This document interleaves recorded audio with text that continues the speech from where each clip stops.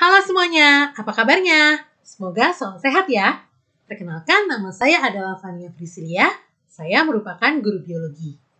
Video ini sengaja saya buat bagi kalian yang belum memahami mengenai sistem pencernaan agar dapat memahaminya dengan baik dan benar.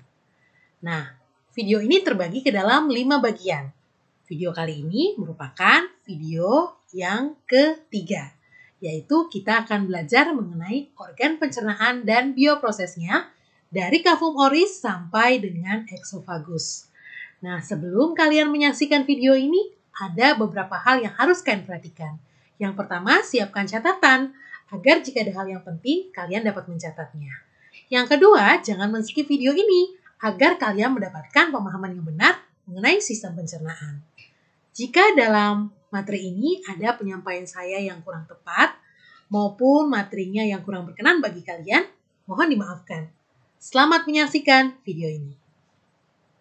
Untuk IPK-nya kita sudah yang nomor 2, yaitu menganalisis hubungan antara struktur organ penyusun pada sistem pencernaan dan mengaitkannya dengan nutrisi dan bioprosesnya. Nah, berbicara mengenai sistem pencernaan manusia, tentu saja kita akan berbicara mengenai organ pencernaan manusia. Dimulai dari mana? Tentu saja dimulai dari kavum oris, ya, yaitu mulut. Nah, di mulut tentu saja ada beberapa organ yang membantu pencernaan, ya. Mulai dari gigi, ya, kelenjar ludah atau saliva, lalu kemudian ada lidah atau lingua. Lalu kemudian makanan akan masuk ke dalam faring, kemudian dilanjutkan dengan eksofagus atau kerongkongan, lalu kemudian gaster lambung, lalu kemudian usus halus, ya, lalu kemudian ada usus besar, lanjut rektum, lalu kemudian sisa-sisa pencernaan keluar melalui anus. Nah, sebenarnya ada 4 tahap dari sistem pencernaan manusia, dimulai dari ingesti. Ingesti itu makan. Jadi nggak mungkin ada proses pencernaan kalau kamu tidak memasukkan makanan terlebih dahulu ke dalam mulut atau kavum oris. Kemudian selanjutnya nanti akan ada proses pencernaan yang kita sebut sebagai digesti melalui organ-organ pencernaan. Tentu saja ada hati dan juga pankreas, dia membantu pencernaan. Bukan organ pencernaan tapi kelenjar yang membantu pencernaan. Lalu kemudian ada proses penyerapan atau adsorpsi yang dilakukan tentu saja oleh usus, lalu kemudian nanti hasilnya akan disebarkan oleh pembuluh darah masuk ke dalam sel-sel tubuh. Dan tahap terakhir adalah eliminasi zat-zat atau sisa-sisa pencernaan yang sudah tidak dibutuhkan oleh tubuh lagi berupa feses dan dikeluarkan melalui anus. Nah, kita lihat masing-masing mulai dari organ pencernaan yang pertama yaitu kavum oris atau rongga mulut. Ada apa saja di kavum oris? Saya sudah katakan tadi, ada yang namanya gigi, ya, yang dia menempel pada bagian gingiva atau gusi. Lalu kemudian itu saja dalam mulut, di dalamnya ada langit-langit. Lalu kemudian ada yang namanya uvula, ya. Uvula itu merupakan daging kecil yang menggantung di langit-langit mulut. Dan uvula itu membantu menghentikan makanan naik ke hidung ketika menelan. Lalu kemudian ada yang namanya lidah.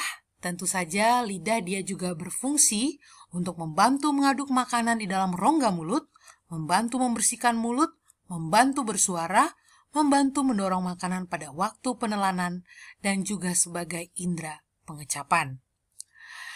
Nah, kalau kamu tanya, ada apa sih yang terjadi, proses pencernaan apa yang terjadi di dalam kavum oris atau mulut? Tentu saja ada 2 proses pencernaan yang terjadi. Yang pertama adalah proses pencernaan secara mekanik, itu dengan bantuan gigi. Yang kedua adalah proses pencernaan secara kimiawi, ya, dengan bantuan kelenjar saliva atau kelenjar ludah, di mana di dalam ludah ini terdapat enzim ptialin atau amilase yang membantu mengubah amilum yang kamu makan, ya, seperti nasi, pati, tepung-tepungan, ya. Amilum itu polisakarida diubah menjadi disakarida, ya, yaitu maltosa. Nah, nanti di usus akan ada tahap perubahan dari disakarida menjadi monosakarida. Nah, kita lihat untuk kelenjar ludah, saya sudah katakan bahwa ludah dia membantu pencernaan secara kimiawi, di mana untuk glandula salivalis atau ludah ini, kalau kamu lihat ya, ada 3 tempat terdapat kelenjar ludah. Yang pertama adalah kelenjar parotid, itu berada di dekat telinga, ya. Di mana kelenjar parotid ini dia menghasilkan ludah dalam bentuk air. Yang kedua ada kelenjar sublingual, itu berada di bawah lidah. Dan yang ketiga kelenjar submandibular, itu berada di bawah rahang bawah. Di mana untuk kelenjar sublingual dan submandibular, itu dia menghasilkan ludah yang mengandung air dan juga lendir. Setiap harinya, ketiga kelenjar tersebut mensekresikan getah sebanyak 2,5 liter ludah.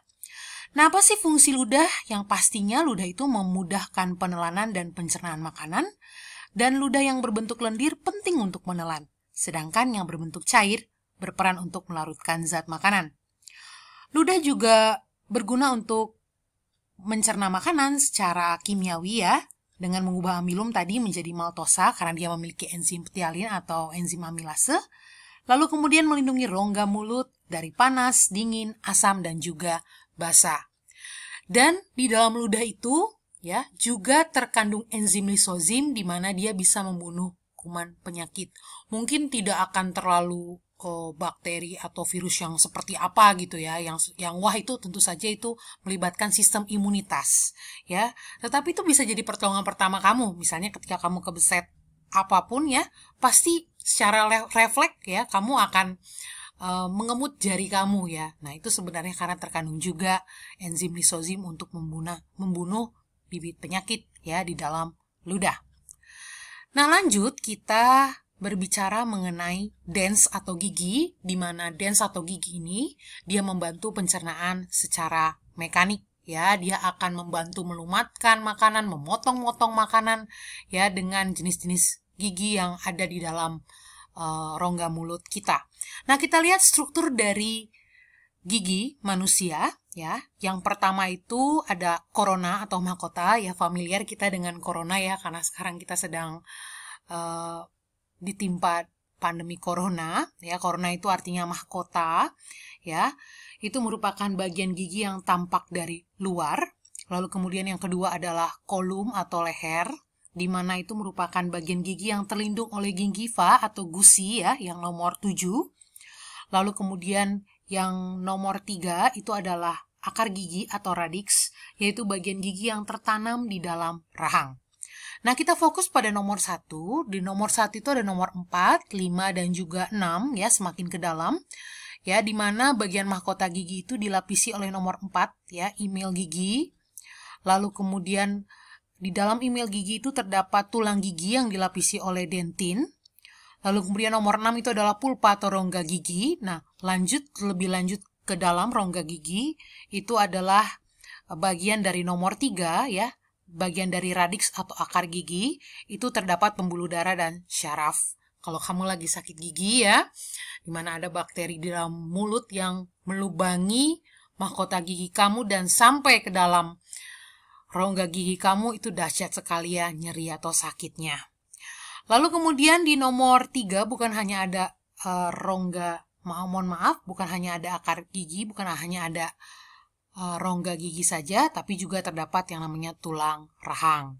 Sedangkan bagian mahkota tadi tertanam pada nomor 2 ya, di mana terdapat dia gingiva atau gusi. Lalu apa saja jenis-jenis dari susunan gigi manusia? Jadi ketika masih kecil sampai dengan usia 6 ya, 6 tahun, lalu kemudian nanti beranjak remaja dan dewasa, itu gigi susu manusia itu rumusnya seperti ini, jumlahnya sekitar 20 buah. Lalu kemudian nanti akan berangsur-angsur, dia akan tanggal gigi tersebut akan lepas digantikan gigi yang permanen yang jumlahnya 32 buah. Nah, sebenarnya jenis gigi itu ada 3. Yang pertama adalah gigi seri atau dens incisivus, di mana fungsi dari gigi seri itu fungsinya untuk memotong makanan. Jumlahnya itu nanti 8 buah. Lalu kemudian gigi taring atau dens caninus, ya, itu jumlahnya 4 buah, fungsinya untuk mencabik-cabik makanan. Lalu kemudian ada geraham kecil atau premolare, itu jumlahnya 8 buah, fungsinya untuk mengunyah makanan. Nah, nanti ketika sudah menjadi gigi tetap atau gigi permanen, maka akan tumbuh gigi geraham yang lebih besar ya atau molar yang jumlahnya 12 buah ya, makin ke dalam. Nah, tentu saja yang paling sakit itu kalau tumbuh geraham belakang ya. Nah, itu akan semakin cepat kamu tumbuh geraham belakang kalau kamu senang makan makanan yang lebih keras ya, keripik-keripik, ya kerupuk-kerupuk seperti itu. Lalu apa hubungannya? Misalnya kalau kamu tanya, mengunyah itu harus 32 kali. Ya, itu hanya masalah angka sebenarnya. Yang jelas di sini, gigi itu membantu untuk melumatkan makanan kamu ya, sehingga nanti pada proses selanjutnya ketika sudah sampai ke lambung, usus tentunya bisa menjadi lebih simpel atau lebih sederhana. Yang jelas jangan misalnya kamu makan bakso gitu ya, langsung kamu telan tanpa kamu kunyah terlebih dahulu. Tuhan sudah menciptakan gigi untuk kamu, pergunakanlah gigi tersebut ya, seperti itu. Lalu kemudian setelah makanan masuk ke kafum oris, nantinya makanan akan melalui percabangan antara trakea atau tenggorokan dan juga eksofagus ya, kerongkongan. Ingat, tenggorokan itu yang di depan. Yang kamu lihat kalau bergetar itu ada pita suaranya, nah itu ada bagian laringnya, itu bagian tenggorokan. Sementara kalau kamu tersedak, bukan depannya yang kamu ibarat kata pukul-pukul, tapi yang kalau tersedak bagian belakangnya, karena eksofagus itu ada di bagian belakang. Nah, antara tenggorokan dan juga kerongkongan itu ada bagian faring. Ada bagian percabangan tadi, ya, setelah dari mulut. Nah, faring itu sendiri, sebenarnya di tengah-tengah antara tenggorokan dan juga kerongkongan, ada yang namanya epiglotis atau tekak. Nah, fungsinya nanti dia akan menutup, pada saat kamu akan makan ya, dia akan menutup ke arah tenggorokan. Pada saat kamu berbicara, bernyanyi, dia akan menutup ke arah eksofagus atau kerongkongan. Nah, kalau kamu makan sambil berbicara, nah dia bingung posisinya di mana. Nah, faring ini dia terdiri dari 3 tipe. Yang pertama adalah nasofaring yang dekat dengan hidung. Kemudian ada orofaring yang dekat dengan mulut, ya. Lalu kemudian ada laringofaring yang dekat dengan laring atau pangkal tenggorokan, ya. Nah, nanti makanan ini sudah lebih padat. Nantinya namanya adalah bolus. Setelah dari faring dia akan melaju ke eksofagus atau kerongkongan. Nah, ini eksofagus atau kerongkongan, di mana di dalam eksofagus atau kerongkongan terjadi yang namanya gerakan peristaltik. Apa itu gerakan peristaltik? Gerakan peristaltik adalah gerakan mendorong makanan ke bawah. Ya, ke bawahnya kemana? Ya, tentu saja ke lambung.